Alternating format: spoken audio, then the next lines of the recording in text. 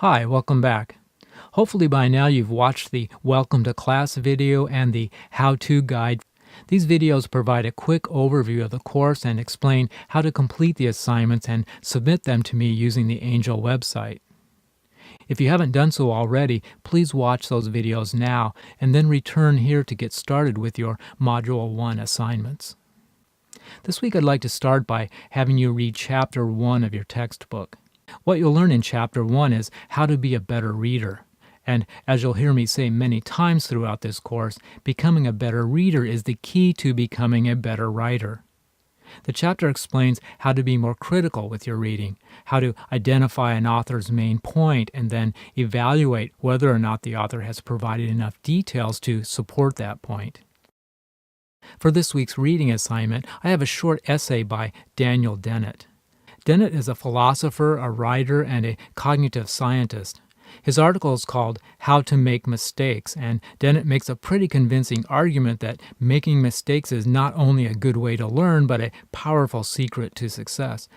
I'm also providing you a link to a video where a writer by the name of Catherine Schultz also talks about making mistakes and some of the misconceptions we have about learning something new.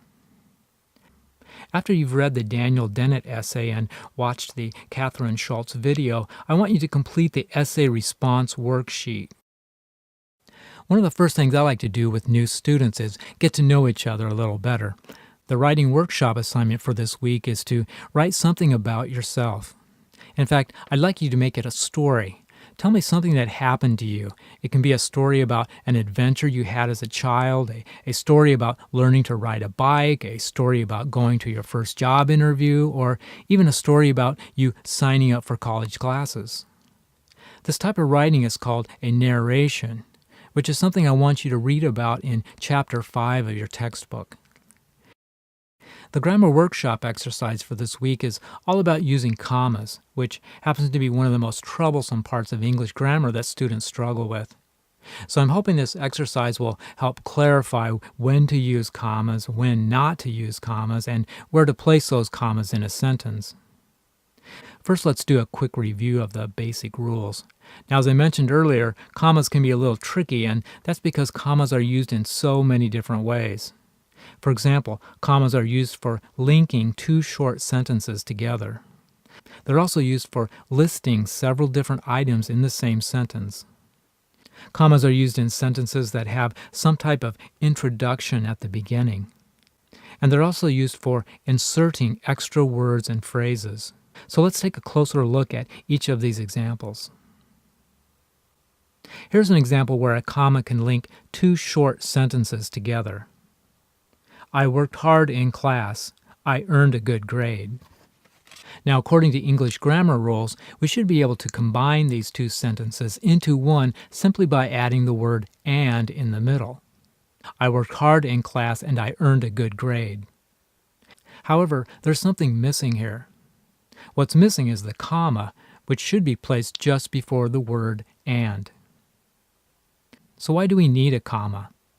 Because whenever we combine two complete sentences, or in grammatical terms, that's called two independent clauses, they must be separated by some type of punctuation. And in this example, a comma is the perfect choice.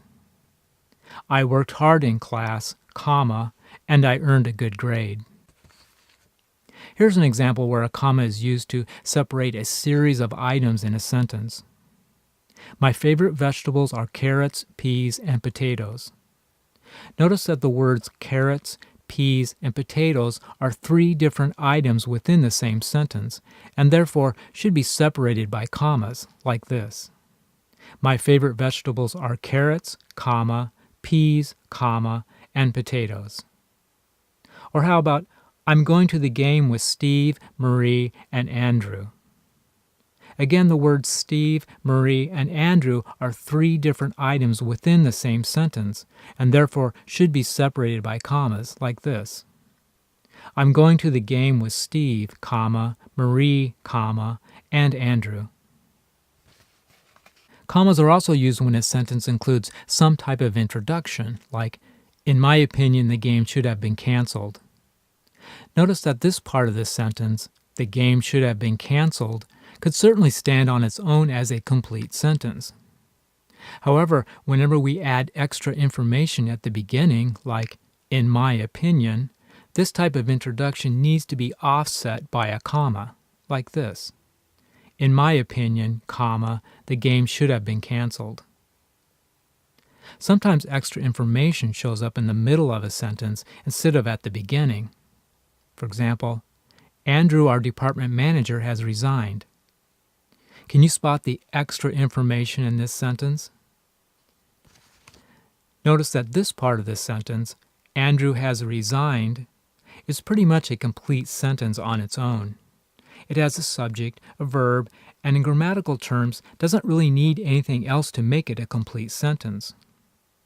That means the phrase, "our department manager," is essentially extra information that doesn't really have to be there. And as a result, it should be set off by commas, like this. "Andrew, comma, our department manager, comma, has resigned." Or how about, "The game, in my opinion, should have been canceled." Again, the phrase, "in my opinion," is extra information that's not required to make the sentence complete. Therefore, we need to set it off with commas, like this. "The game, comma, in my opinion, comma, should have been canceled." The comma exercise I've provided here will give you some practice in identifying what types of sentences need commas and where to place them. So that's it for this week's assignments. If you have any questions about the exercises in this module, please contact me using course mail on the Angel website. You can also write to me directly at david.briggs@iowavalley.edu. Thanks for watching, and I'll see you again next week.